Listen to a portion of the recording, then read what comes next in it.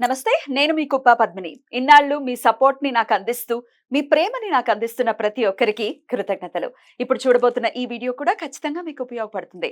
Like, share and subscribe చేసి మీ ఇష్టాన్ని, అలాగే మీ సపోర్ట్‌ని నాకందించండి. అలాగే ఈ వీడియో పట్ల మీ అభిప్రాయాన్ని కామెంట్ సెక్షన్‌లో కామెంట్ చేసి నాకు తెలియచేయండి. నమస్తే. నమస్కారం. రేపటి విశిష్టతని ఒకసారి చూద్దాం. రేపు 22వ తారీఖు జాన్యురీ నెల 2025వ సంవత్సరం బుధవారం.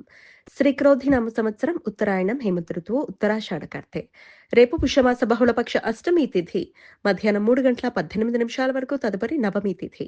స్వాతి నక్షత్రం రాత్రి 2:34 వరకు, తదుపరి విశాఖ నక్షత్రం. శూల యోగం రాత్రి 4:38 వరకు, తదుపరి గండయోగం.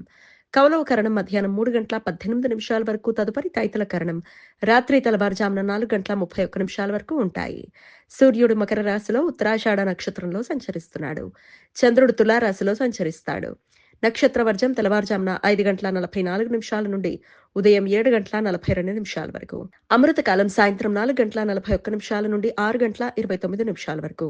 హైదరాబాద్ ప్రాంతం వారికి రేపు సూర్యోదయం ఉదయం 6:50 సూర్యాస్తమయం సాయంత్రం 6:06 చంద్రోదయం రాత్రి 1:11 చంద్రాస్తమయం మధ్యాహ్నం 12:01 అభిజిత్ ముహూర్తం లేదు.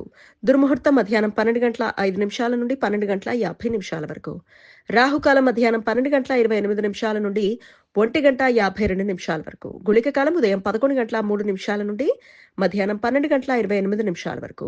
యమగండం ఉదయం 8:14 నుండి 9:39 వరకు. తేదీల ప్రకారం రేపు 2వ అయోధ్య శ్రీరామ విగ్రహ ప్రతిష్టా దినోత్సవం. రేపు తిశ్రోష్టక దినం. వీటినే అన్వాష్టకాలు అని కూడా పిలుస్తారు. విష్ణు పురాణం ప్రకారం ప్రతి సంవత్సరం మార్గశీర్ష, పుష్యం, మాఘం, పాల్గొన మాసాలలో బహుళ సప్తమి, అష్టమి, నవమి ఈ 12 రోజులని తిశ్రోష్టకాలు అని పిలుస్తారు. ఈ రోజులలో గృహస్థులు తమ పూజా సమయంలో పితృదేవతలకు ఒకసారి నువ్వులతో తర్పణం వదలటం వలన వంశ వృద్ధి, సంతాన అభివృద్ధి జరుగుతుంది అని నమ్మకం.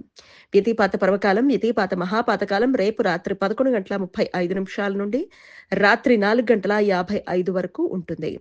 రవి చంద్ర గ్రహాల మధ్య పారలల్ ఆస్పెక్ట్.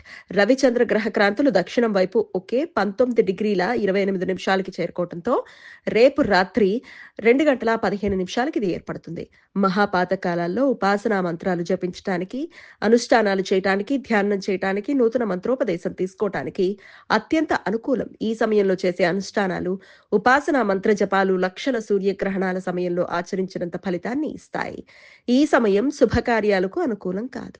ఈ సమాచారాన్ని మనకు అందించిన వారు మేడికొండూరు విశ్వనాథ్ ప్రసాద్ గారు. ఆయనకు కృతజ్ఞతల్ని తెలియజేస్తూ శ్రీరామ స్మరణతో సమస్త సన్మంగళాన్ని భవంతు. నమస్కారం.